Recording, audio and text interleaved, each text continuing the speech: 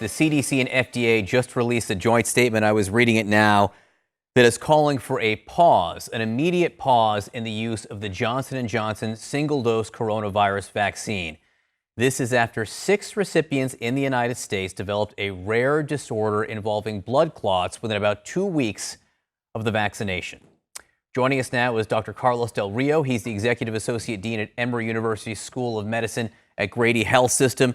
This is these adverse side effects, a rare blood clotting in 6 women, by the way, ages 18 to 48. 18 to 48, 6 women out of 6.8 million doses administered, Dr. Del Rio. So what's your takeaway here? Well, thank you, John. I think the first takeaway is that it's a very rare event. I mean, you're talking about 1 per million. And when you give millions of doses of vaccines, you will see events like this that you couldn't see in the clinical trial just because, you didn't have millions of people enrolled. So it probably is related. It's rare. But I want to congratulate the CDC and the FDA for very quickly jumping on it, halting the vaccinations until we know more, and really trying to understand what's going on. I think vaccine safety has always been a priority. And I think this is exactly the right move until we understand what's going on and what's the way forward. I have a lot of friends who have gotten this vaccine, so I think anyone who has gotten it in the past few weeks want to know what to look out for. Here's what the FDA says. People who've gotten this vaccine in the past few weeks who develop a severe headache, abdominal pain, leg pain, or shortness of breath within 3 weeks after vaccination should contact their healthcare provider. That's what they should do.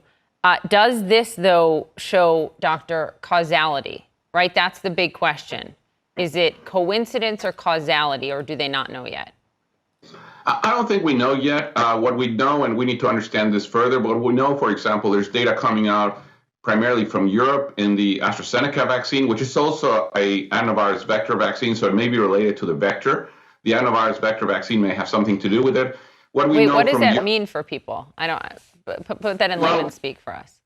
Well, let me put it in very simple terms. What it means is that certain types of vaccines, such as the AstraZeneca and the Johnson & Johnson, which use a cold inactivated virus to deliver the spike protein, may be precipitating in very few rare individuals the development of antibodies against the platelet factor 4, which causes this immune thrombocytopenia and thrombosis.